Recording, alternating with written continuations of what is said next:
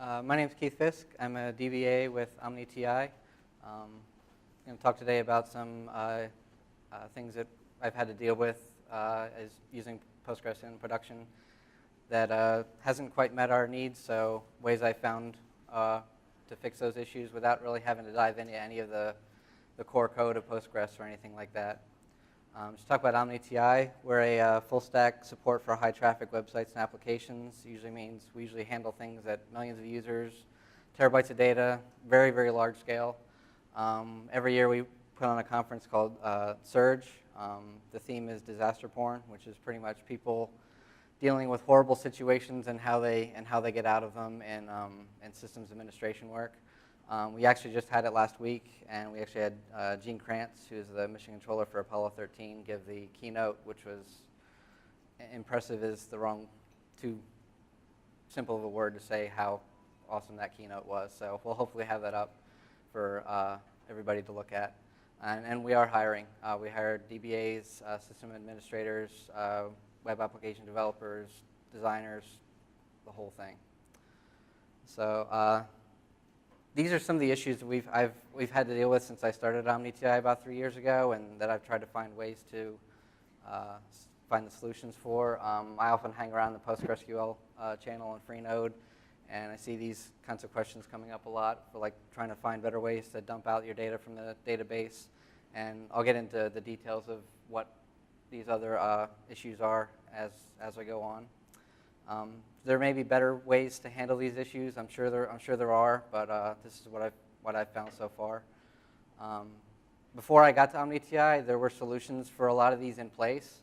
The issue that I've tried to handle is trying to get a unified code base for this. We're a consulting company, so we have many clients, and our code gets scattered across those many clients, and it's hard to get it unified into a single code base that we can keep consistent all across those clients. And the extension system, which I'll get into more detail, has made a tremendous impact on how you can contribute code to the Postgres project.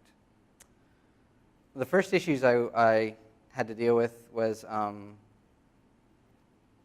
dumping objects out of the database. And we had a tool in place. It was called getDDL, and pretty much it would query the information schema inside the database and try to like pull that out and rebuild it and spit that out, and it would put each object into its own file, so we could have it just an easy way to get things into version control.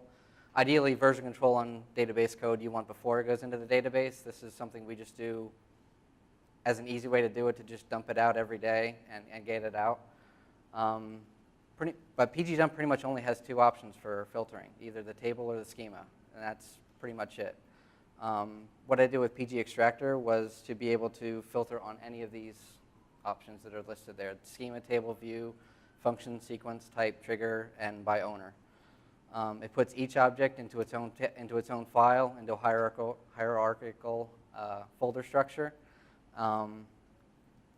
And one of the other things that's missing, except for tables, the access control list, the privileges, and the comments are not included in any of those other objects if you try to dump them out. There's a way to use PGRestore to go back and try to get more detailed dumps out, but you have to do the dump first and then go back and filter on the dump afterwards. This does it all together. It puts all the privileges and all the comments together into the same file. If a function is overloaded and there's multiple versions of that function, it puts all those multiple versions into the same file, so it's easier to find. I rewrote that old method using the only thing this tool uses is pgdump and pgrestore. Uses pgdump to connect to the database and make a dump, and then uses pgrestore and Magic of Perl to go back through and filter through that list and provide all of these filtering options. Let's see. You can also do regex matching. I use this a lot for if you have partition tables and you don't want to dump out every single one of your partitions. You just want like the master table. You can put the pattern for your partitioning set into this and either include them or exclude them, however you want to do that. And I also put some limited integration with SVN and Git. Pretty much it's just an extra command line option to automatically commit or push or pull or to a Git repo or an SVN repo. So this is pretty much just a simple man's version control on your database schema is what the design goal of this was. And using PG dump and restore, not actually going in and querying the catalogs, makes it a little bit more future-proof. This was written back for 8.3 when it was originally done, and 9.0 changed a whole ton of the information schema layout. So it was either rewrite all those queries or use this method. So I can go into a little demo here of how it works.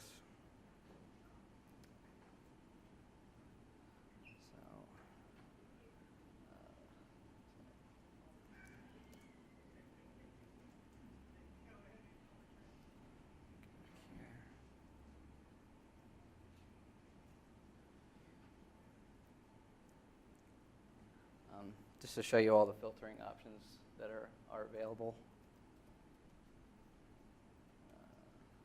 So there's the normal options you get for PG dump and PG restore are all available there.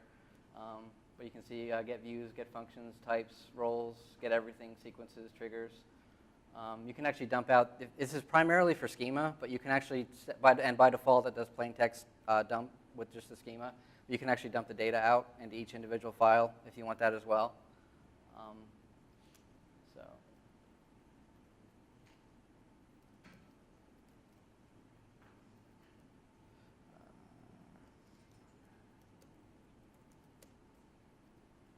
You just want to get everything, just that simple. I just have the simple DVD store database. So it by default makes a folder with the host name. Then it'll make, if you have multiple databases, it'll put each one into its own folder. See, it breaks that all into individual folders, and then all of everything into its own file.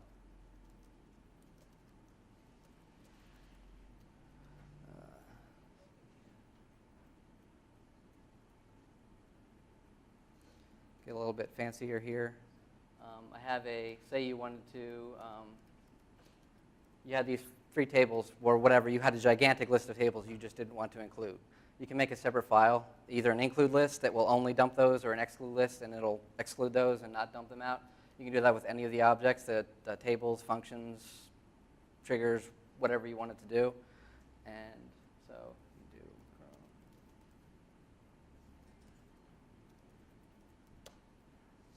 and say I just wanted to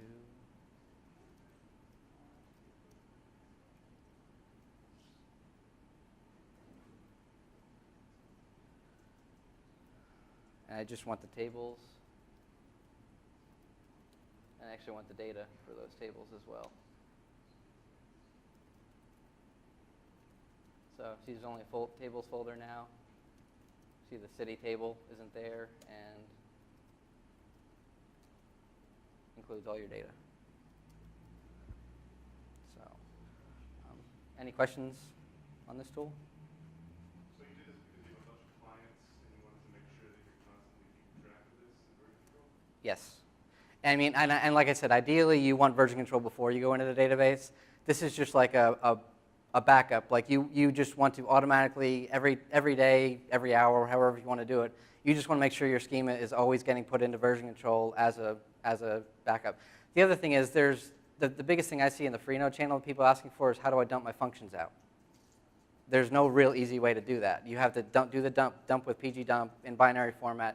There's a -p option for PG restore, but for somebody that's not good with the command line, you have to do the whole function name with the parentheses and the arguments and all that to that filter. If you just had a list of 10 functions, you just put the function definition into a file, feed it into this, it would dump all those out, and it would include the permissions for those functions. Doing the PG restore -l option would not include the permissions for those functions. So that's one of the biggest things I use this for is getting function definitions easily out of the database. And the other thing obviously is the version control is the other big issue. So you said this is implemented using PG dump and parsing the output? Yes, it uses pgdump to pull the data out. It just does a schema only dump and uses that temporarily, and then it goes back through and uses the pg restore. There's a -L and -L options for pg restore. It uses those options to go back through and go through the catalog list in the pgdump to explicitly get out the things that you want. So, yeah. Any other questions?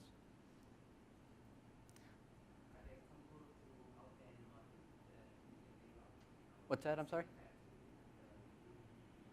I couldn't hear your question. Not that I'm aware of. He's asked why if there's a comparable tool to this. I mean, maybe PG admin may have some stuff to get to explicitly export some things out, but nothing that I'm aware of that will do it automatically like this so far. And just all of the things I'm writing here are all under Postgres BSD license, so it's all free to use. Links will be at the end. So, going to all of the rest of the things I'm going to talk about today are actually extensions. The extension system was introduced in Postgres 9.1. It's a way to logically group all of a group of objects, mostly functions, but it can be any objects in your database together and actually have them versioned in the database. So say I have PG Partman version 1.3.0. I know exactly what the source and what those functions can do with this version in the database. And if you try to drop one of those functions or drop one of those objects as part of an extension, it does not let you. So the extension system is it's very similar to all of the old contrib modules that used to be with Postgres are now extensions. They're all version 1.0 as far as I can tell, but all the contrib modules have moved to this format. It's a great way to keep code consistent on multiple systems. If you have functions that need to be the same on all of your systems, but they're not like slaves of each other, this is a perfect way to do that. You can write it in any of the languages that Postgres supports as far as its internal languages. Let's see, Perl, Python, PLSQL. All of these are PLPGSQL that I'm going to be talking about. It also is possible to, if the author makes it, you can update and revert changes automatically. You can make like say I had version 1.4.0 installed. If I made a revert update, I would just do update to 1.3.0 and it would downgrade everything to what that was before.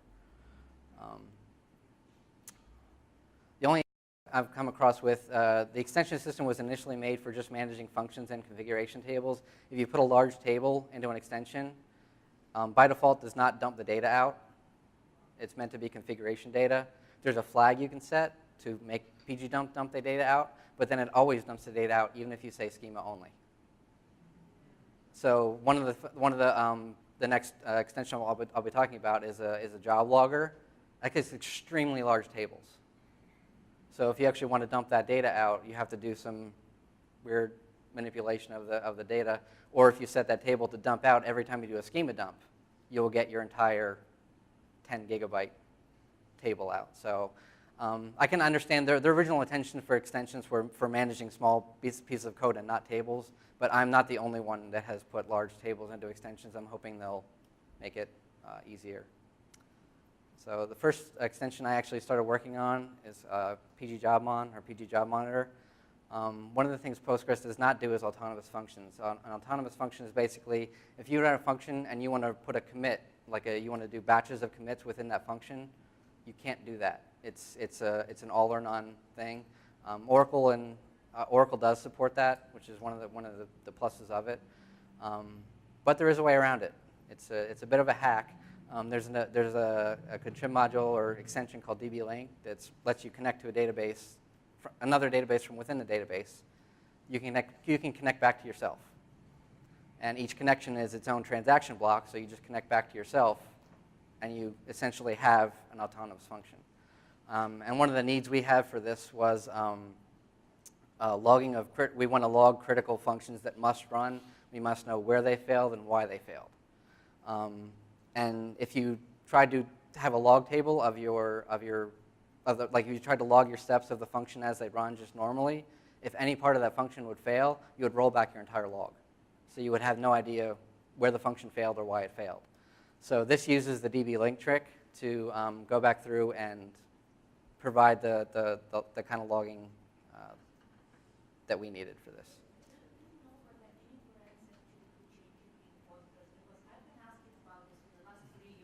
Everybody has, and I've actually talked to our CEO Theo Schlossnagel. He has he knows a lot more about coding and stuff like that. It would require a very fundamental change to how Postgres works to get that kind of stuff in.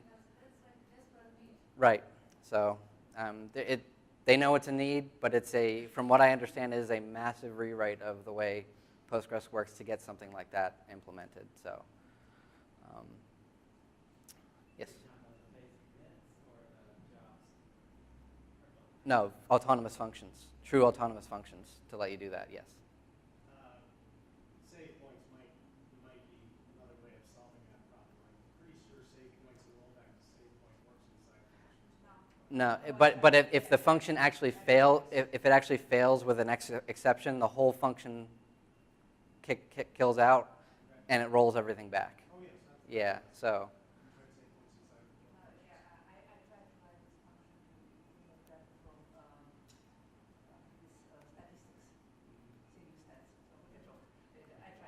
Yeah. Yeah. Sure. So this is basically how it works. If you can essentially think of this as a very simple function, and all it does is log things. So you start with the add job function, give your job a name. You add a step and say what the step will do. You do some stuff, and then at whatever point you want to log what that step was supposed to do and whether it was successful. You give it the step ID. The add job generates a job ID, which then the add step uses. Add step generates a step ID, which then update step uses. So, and you give it a simple status, one-word good status, and then what the step actually did. Another thing we actually use this for is for really long-running functions. You're going to keep track of how far along something is, like how many rows is processed or anything like that. You can put the update in a loop and put the row count affected in that loop, and then you can just query the job on log table, see how far along something is, and then you also have a record of how many rows were affected by that job at the end. So. Sequences are nice for that since they're non-transactional, visible over sessions. Correct, but most people want to know what the actual row count of what they're doing is, how many rows have been processed by that job, so this provides that. And then at the end, you do one last step that everything finished okay, then you close the job, and then when you want to handle errors, you actually just use the same update step. And this is just a simple bad status and uh-oh with whatever the SQL term error was. And then there's a fail job function that will put there's two tables. There's a main log table or actually, just go to the next one. There's a main log table that just has like the job name, the start, it ended, what the PID is, who ran it. And then there's the job details table that has the actual individual steps of each job. So that one on the left over there is a result. There's some. Most of the time, you can just query the log. The log tables are not complicated. They're very, very simple. You can just do the select star from them and get things how you wanted. But I made some simple show functions. Mostly that second one right there, show job like, because I can remember what the actual name of the job is all the time. So I just made that one. The integer at the end is optional. By default, these show functions will just show the last 10 matches. So you can put an integer in there and get the last 50, the last 100, just one, whatever you'd like to do. You can get just the statuses. So you can see this is an example of one that shows logging how many rows were affected by that job. So, and then the other part of this is PG job monitor, is the monitoring part of it. There's this one main function that does a lot of this. This was originally designed with Nagios. Shameless plug for another OmniTI product called Circonus for doing monitoring and trending. Works with that as well. If you look at the statuses below, they probably look familiar from getting Nagios. You usually get a single word status at the beginning and then whatever was wrong with it at the end. That query there is a simple way to get Nagios alerts. Basically, the job status returns the alert text, the job name that failed, the last status it was. There's a configuration table that you can set. Like say you have a job that runs every day, you can set it for, I want this to alarm if this job hasn't run within 25 hours, set up a warning. Hasn't run within 2 days, then set off a page. You can also set it that by default, anything that uses pgJobMon, this function, if the function fails 3 times, using this function will set off whatever the critical alarm you have set up is. You can set it to fail immediately. As soon as this function ever fails once, this function will return an alert. So you can get immediate response. Like your function fails to run, your monitoring system will immediately send you an alarm that your job failed. The other question people bring up with this, since this is using DB-Link to go back and make new connections every time it does this kind of stuff, it does have additional overhead. If this is for a job that must run extremely, extremely fast, this may not be ideal for you. There's another function in here that will just do a single log to the main job table, and will tell you whether the job failed or not putting any additional steps inside of it. That may work better for that, but there is additional overhead because every single one of these steps is making a new connection to the database. So one way to mitigate that a little bit is to use something like a job pool or like PG Bouncer. That will significantly speed this process up if you have a connection pooler up. So, any questions? Yeah?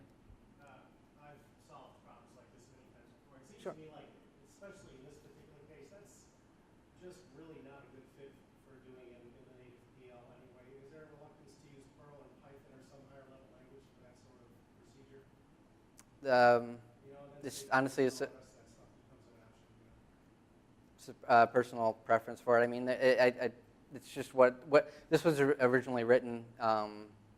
We had like 4 or 5 different clients that were using this, and it was originally written in PL PGSQL, so that's just what I went with and tried to merge all those things together. Yeah, it may be something. It would still have to be doing the external connections and all that kind of stuff at some point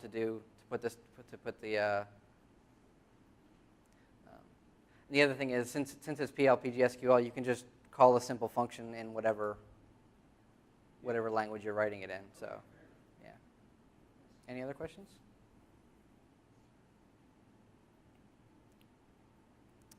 Right. Next extension, call it Mimeo. I'll get into what it is more, but basically I was looking. It's a logical replication tool. Logical replication is like most replications, all or nothing. It's one you're doing a master-slave. This is cherry picking. You want this table with this data to be replicated from this database to this database. So I was looking for a name for the tool. I just went to thesaurus.com, put the word copy in there, and Mimeo came back. Mimeograph came back. Basically, what caught my eye on it was the words low cost and small quantities, because my goal with this was to make something that was easier to set up than the current logical replication solutions. So get on to more about what it was. This actually started out as a replication solution from an Oracle database to Postgres, and it used another contrib module called dbILink. It's not very different from dbLink. It's a third-party tool to let Postgres connect to any other database like Oracle, MySQL, whatever like that. This started off as migrating or replicating data from an Oracle database to a Postgres data warehouse database. They finally upgraded their production. This was Oracle 8, and it was just upgraded last December, or just migrated last December. So they migrated to Postgres 9.2, and they wanted to keep the same functionality, and we wanted to keep the same kind of functionality that this tool had. So we rewrote this for doing Postgres to Postgres, again using dbLink, same way PGJobMon does. One of the reasons we wanted to keep it is they have some of the replication jobs are scheduled, some of them are not, some of them are on demand. They want to be able to do both of those things. Some of the source tables are extremely high traffic. They are not suitable for trigger-based replication. So this already had, the way it was in Oracle already solved that problem, because the Oracle database also had very, very high write traffic, and this used dbILink to handle that. And the other thing is it runs only on the destination. Other than the setup, no super user is required for this. I have some other advanced options I can get into a little bit later, where you can actually pick columns. You only want to replicate certain columns. You want to replicate with a where condition. You can put those kind of options in there. And it uses the PG JobMon tool to provide auditing and monitoring of the replication. So first type we call it snapshot. It's basically grabbing the entire table every time the replication runs. To make it a little bit more efficient, it's actually a view on top of two tables that swap back and forth underneath it. So even if it's a very, very large table, there's a very, very brief lock. It's just swapping the view source. So yeah, like I said, it's ideal for very small or very infrequently changed tables. Since I'm doing the entire table every time, I was able to incorporate if the source column changes, the name changes, the type changes, add new columns, remove columns, it'll replicate that over as part of that. And it will also I also made it so if the source data does not change, there's been no changes, we'll skip the replication entirely. So if you have, this is really ideal for if you have really, really, really large tables that change infrequently, but as soon as a change happens, you want it replicated over. This works very, very well for that, and it's a lot more efficient than doing the trigger-based replication, because on trigger-based replication, it has to track every single change on the source and keep track of that until the destination calls for the replication. So this was a solution for that. We actually had a need for, what this is not ideal for with the snapshot version was if you're using this on a staging or a development database, a view and two tables is not what your production database looks like and does not work with foreign keys and sequences and all that kind of stuff. So I made this other one with just a single table with no view. It's not nearly as efficient as the snapshot job because for the time the replication's running, the entire table's locked reloading the data. But for a development database, that's perfect. You can on-demand grab data from production whenever you need. I added some options for handling foreign keys. It'll pretty much cascade the foreign key truncation down to everything that depends on it. So if you have, to keep that working, first you'd replicate the table with the foreign key and then go back and replicate all the tables that are truncated along with it, so you can still handle that. And it will reset sequences if there's sequences on the production database. Any questions about these methods?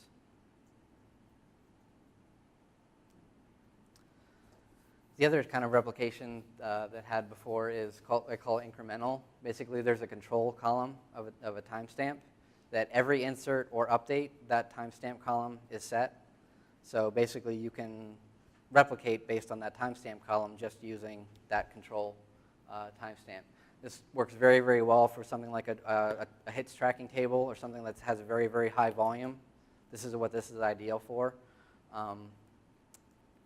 And if it has, the insert-only one has no primary key requirements. Same thing with the snapshot stuff. There's no primary key requirements for doing replication or anything like that. If you do have a primary key and that control column updates on every update as well, you can use this to do that kind of replication as well. There's a lot of edge cases, many, many more than you would think. This seems like a very, very simple replication method. There's a lot of edge cases with this. One of the first ones we dealt with was daylight savings time. The easiest way to deal with that is not to run your database in anything but GMT or UTC. All of those problems go away. But not everybody can do that, and the client we wrote this for runs everything in Eastern time. They do not run in UTC. So basic solution, don't run replication during daylight savings time change. I have it set by default from 12:30 to 2:30 a.m. Just don't run replication. It'll start up after that. You can configure that time. You can turn this off if you want. And like I said, there's a lot more edge cases. I don't know if I really have the time to get into them. A lot of it's dealing with like very, very large batches of data and those values at the boundaries of those batches of data. And finding the right way to handle that took a lot of work.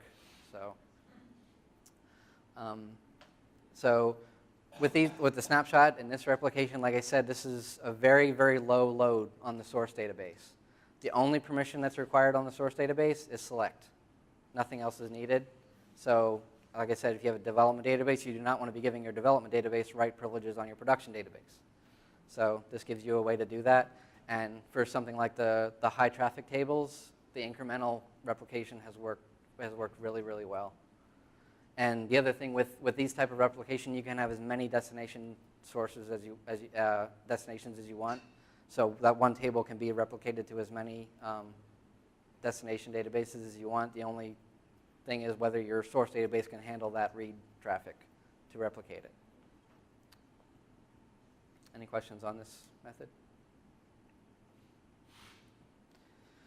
And the last method, which is what most of the other logical replication solutions work so far, is trigger-based replication. I call it DML replication.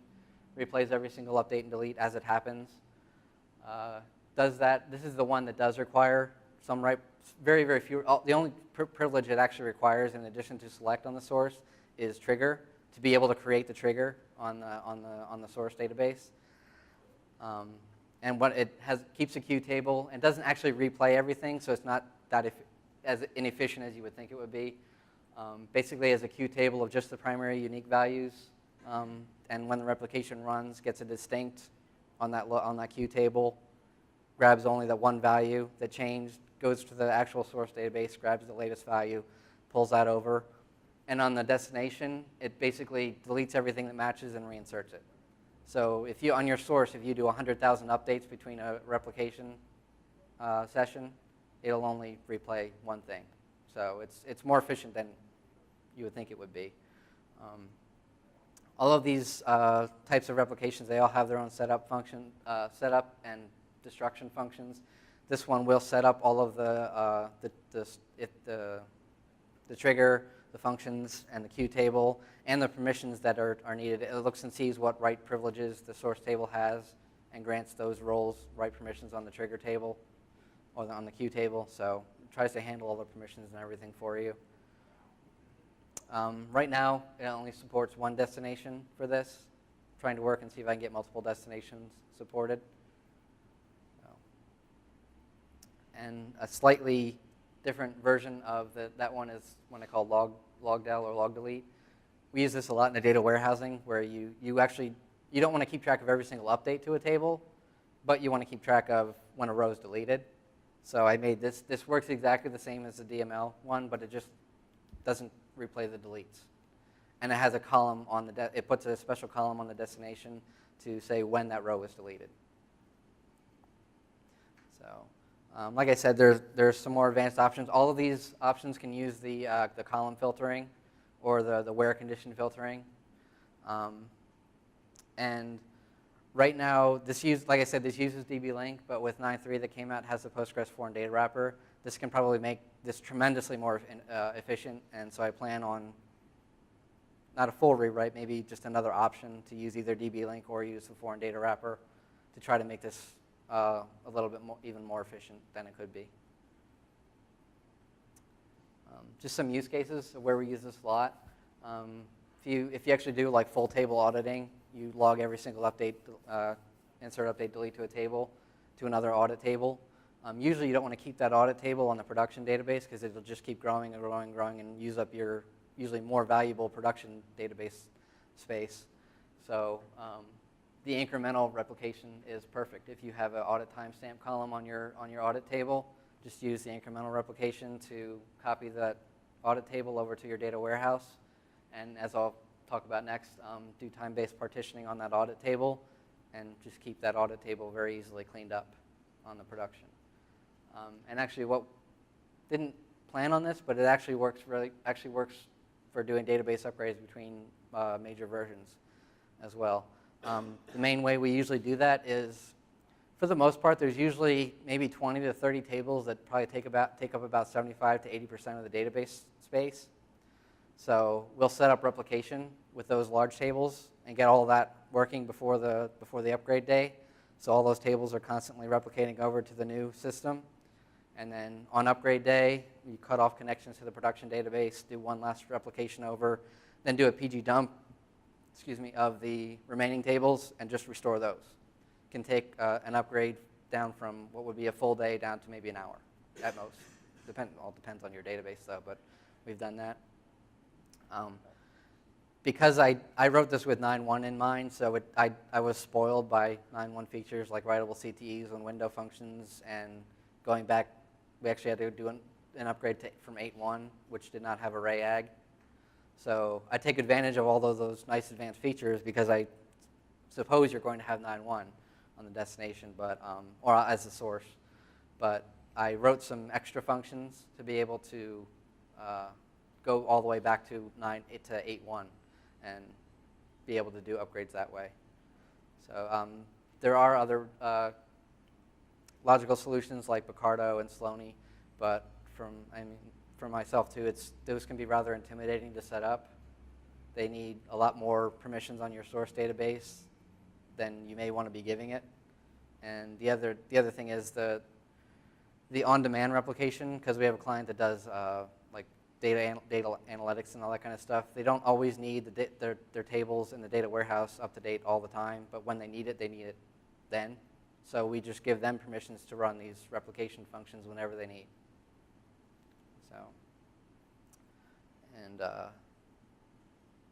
we also, and speaking of like ways people use your tools when you release them that you never would have thought of, one of our clients actually has a sharded table set up in Postgres, and they shard by UUID, so they have 512 databases set up. They're not really large, but they're sharded for performance reasons to get things fast. But they needed to pull all that data into a reporting database. So they set up 512 replication jobs, pull that all into a partition table on their data warehouse or reporting database, and they have all of their data from the hundreds of sharded tables databases all pulled into one. What's that? It could be, yeah. That's it on this extension. Are there any questions about this?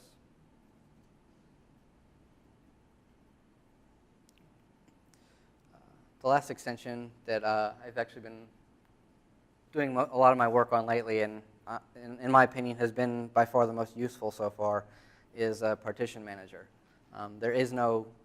If you go to the Postgres documentation, there is how to set up partitioning in Postgres in the documentation, but it's pretty much do it yourself. And you have to rewrite it every single time for all of your clients where you need partitioning. So, and you have to custom write all of the functions, all the tables, all that kind of stuff. There is, if you look at the Postgres wiki, they have a pretty good summary of their current status of what they're working on with partitioning, but there is absolutely no ETA. So don't know when this will actually be in or not. So in the meantime, I've been working on this. For the most part, if you have partitioning that's anything other than time or serial based, usually it's just a one-time setup. Like you do alphabet, you create your 26 partitions, your partitioning setup is done, everything's pretty much static and set that way. Time and serial need ongoing maintenance. They constantly need to be having new tables added or dropped, new functions being created, and that kind of stuff. So this is what I work on. Right now for time and serial based, I have it set to handle all of those time divisions. Looking at adding a minute partition one, and if somebody needs decade and century above yearly, let me know. I can get it added in there. I did what I had a need for and what was easy to do. Actually, quarterly was not easy to do. That was trickier than I thought because the functions for truncating time and all that kind of stuff do not handle quarterly. So it works one way but not the other. So that was trickier than it looked, but I got that one working because it seemed like one that would be needed. And right now it only handles inserts. Updates to a partition table would need to be able to handle looking at what that data was and knowing which partition to move it to, which is a lot of overhead. But some people need it. I'm working on it, but it's a much harder problem than handling inserts only. So figured I'd get this part out of it. I'll get into more about what static and dynamic triggers are as far as partitioning in a little bit. One of the other issues with partitioning is you usually don't want to be creating your partitions when they're needed. Like you don't want, like you're partitioning by day and you have a changeover at midnight, you don't want at midnight to all your partitions being created for your daily partitioning. So this pre-creates them. By default, this pre-creates 4 of them. For time-based partitioning, it's managed by a cron job. I don't know if you went to Mikhail's talk yesterday about the background worker tool. If pgcron, if somebody makes that, I will wholeheartedly use this to get the scheduling built into the partition manager. The serial-based partitioning actually, when the current partition reaches 50% of its max, it goes and creates the next one. But it's not creating the very next one, it's creating the one 4 or 5 ahead. So there's a lot of race conditions that you have to deal with if you do not pre-create your partitions. Doing it this way kind of avoids all of those race conditions. And to make some of the configuration easier, all of those things listed there, the indexes, constraints, defaults, privileges, if you set them on the parent, they're inherited by all the children. So if you change that at some point, it will apply them to all the new children. Going back and reapplying all the privileges and stuff to previous children, if you have a very, very large partition set, that is not very efficient, so I made it actually a separate process. But it is possible to go back and redo indexes, actually constraints should, since it's use its table inheritance, constraints and defaults will automatically go to all of the children, but privileges and ownership and indexes do not automatically go to all children. So it will go back and reindex. There's tools to reindex and tools to reapply partitions. And one other thing that I actually just got this released last week is something that most people don't run into, but at some point it's a big issue with partitioning, because most people, when they name their child partitions, they put the descriptor of the child table on the end of the child table name. And Postgres has a 63 character limit, unless you go in there and hacking the source code and change that. But by default, it's 63 characters. If you have a really long table name, or if you're doing serial partitioning and the suffix on the end is getting bigger and bigger and bigger and making your table name shorter and shorter and shorter, you will truncate that suffix instead of truncating the table name, which will completely invalidate all of your naming scheme for your child table. So actually handle that by going and truncating the table name and putting the suffix on the end. So example of some of the stuff with doing automated creation. The previous stuff is if you're setting stuff up ahead of time, you're getting your table created, doesn't have any data yet. This will actually do partition existing data as well. So to try to make it more efficient, like I said, there's no autonomous functions in Postgres. You can't commit in loops in a function. So I made it, it's an external Python script to either commit after each partition is created or commit in smaller batches. So as an example, this is actually, the table I was talking about is the one that I do the incremental replication with Mimeo. It's this table that does hit tracking. At the time, it was about 74, 75 million rows with 30 days of data. And you can see, instead of doing, it's partitioned daily, but I didn't want to, by default, just do blocks of daily data, because that would make a massive lock on the table and hold things up. So I did it down into smaller hourly commits, even though it's still daily partitioning. And you can see that the only lock that it needed was the initial creation. When you give the creation function the name of your parent table, it makes that new parent table it makes that the old table the parent table of the partition set, and keeps all of the data inside that parent table. And then you go back and run this Python script, and it moves all the data out of the parent table into the child tables. So, any questions on more about how partitioning works like that? Get into more about what static and dynamic partitioning or the trigger function is. And one of the pet peeves of mine is if you've ever seen other, oh, I'm sorry. Oh, okay. This is an example of static. Static basically is saying you explicitly name all of the tables you want to write the inserts out to. Just basically a big if then else. The issue is if you want to handle large periods of time, it can start getting really unwieldy. So this is good for very, very high traffic tables because it can cache the query plan and do it more efficiently. And like I said, one of the pet peeves of mine is other things. When they make a dynamic function, it's not readable. It's just like one long line of function text. So this is actually what pgpartman generates as far as a function. So it's a little bit more readable. And dynamic partitioning is where, based on the data that comes in, that's the partition it puts the data into. But it's nowhere near as efficient. But if you need to handle large periods of time or large ID values, this is what handles it. Basically, it's this part right here. And you can see I made this function here. That's what handles doing the name checking for which part, making sure the name is not too long. So that's basically how dynamic and static partitioning work. Along with automated creation, automated destruction. Usually the reason people do partitioning is because they need to get rid of their old, they don't want to keep the data around. Instead of doing large delete batches, they'll do partitioning and just drop the tables they don't need anymore. So this handles that automatically for you. You just set how long you want to keep the tables for. By default, it only uninherits the table, but you can set it, have it drop it as well.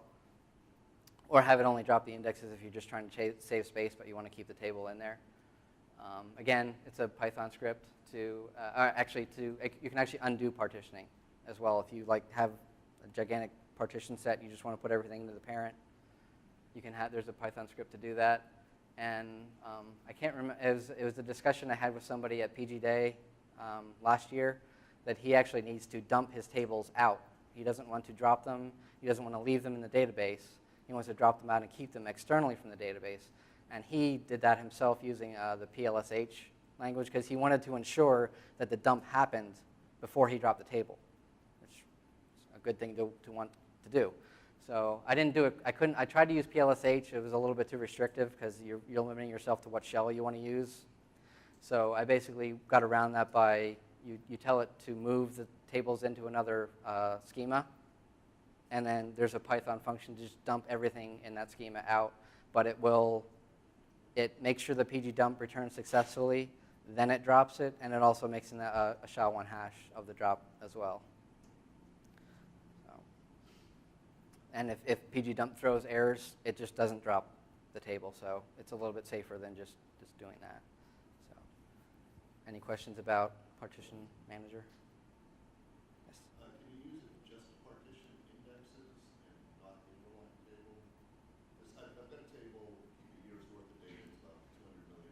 Right. And users are only accessing the most recent stuff usually. Okay. And I found that if I just partitioned the indexes, right. I was getting the performance I wanted, and didn't have to go through all of that other stuff. Yeah. No, this doesn't do that. This is for actually doing partitioning. I don't know if the reason you didn't do it the other way was because it was hard to set up. Yes. Yeah, that's why I did this, because we kept having to do this over and over and over and over again for all our clients. And like we'd go to another client, we find like an edge case, and oh, we handled an edge case at this client, but now we need to get that code back to all the other clients. So I tried to make this an extension. So one client gets a fix, they all get the fix because they can just go back and update the extension. So there's links for all of my tools so far. They are actually, all the extensions are on PGXN. I don't know if you, the lightning talk yesterday, they talked about PGXN.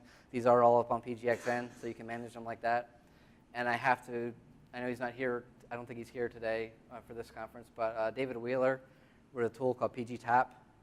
If you're developing extensions, use this. If you're not using it, you're insane.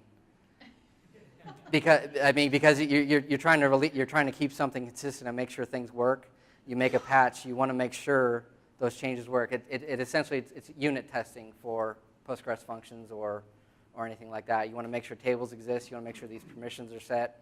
You want to make sure these indexes exist. These defaults are set. You can test all of that with this test suite. I think Mimeo has. I think it only ended up being like maybe 80 or 90 tests.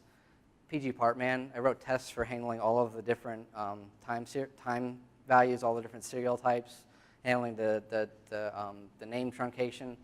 Ended up being it's a lot of copying and pasting, but it's like 3,000 tests that are run every time I do a release for this, and it's saved my sanity because I would have released buggy code, extremely buggy code, without going back and doing the tests for it. So if you're looking at doing extension development, I can't recommend that tool highly enough. That's it. Any other questions?